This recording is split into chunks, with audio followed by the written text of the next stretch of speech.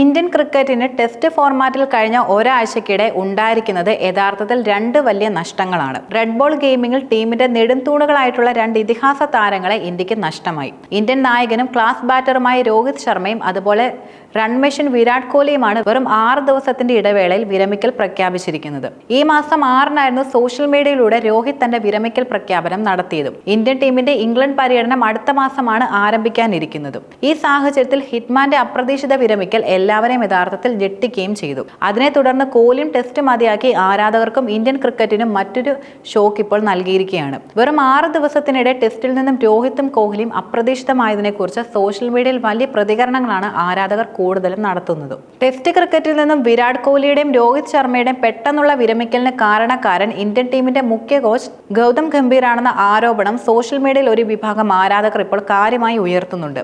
ഗംഭീറിനെ കൂടാതെ selection committee ചെയർമാനായിട്ടുള്ള Ajith അഗർക്കറിനെതിരെയും ചിലർ വിമർശനങ്ങൾ ഉന്നയിക്കുന്നുണ്ട്.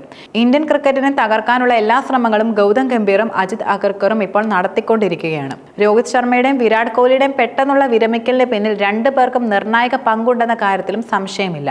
ഇംഗ്ലണ്ടിനെതിരായി വളരെ പ്രധാനപ്പെട്ട ടെസ്റ്റ് പരമ്പര വരാൻ പോകുമ്പോൾ രോഹിത്തും കോഹ്ലിയും ഇല്ലെങ്കിൽ ഇന്ത്യ തകരുമെന്ന് ആരാധകർ ഇപ്പോൾ മുന്നറിയിപ്പുമായി രംഗത്ത് വരുന്നുണ്ട്. രോഹിത് ശർമ്മയുടെയും വിരാട് കോഹ്ലിയുടെയും ഒരുമിച്ചുള്ള വിരമിക്കലിന് പ്രധാന കാരണം മുഖ്യ കോച്ച് ഗൗതം ഗംഭീർ ആണെന്നാണ് കൂടുതൽ ആളുകളും ഉന്നയിക്കുന്ന കാര്യം. ടീമിനുമേൽ തന്റെ നിയന്ത്രണം പൂർണ്ണമായി കൊണ്ടുവരികയാണ് അദ്ദേഹത്തിന്റെ മുന്നിലുള്ള ഏക ലക്ഷ്യം എന്നതും.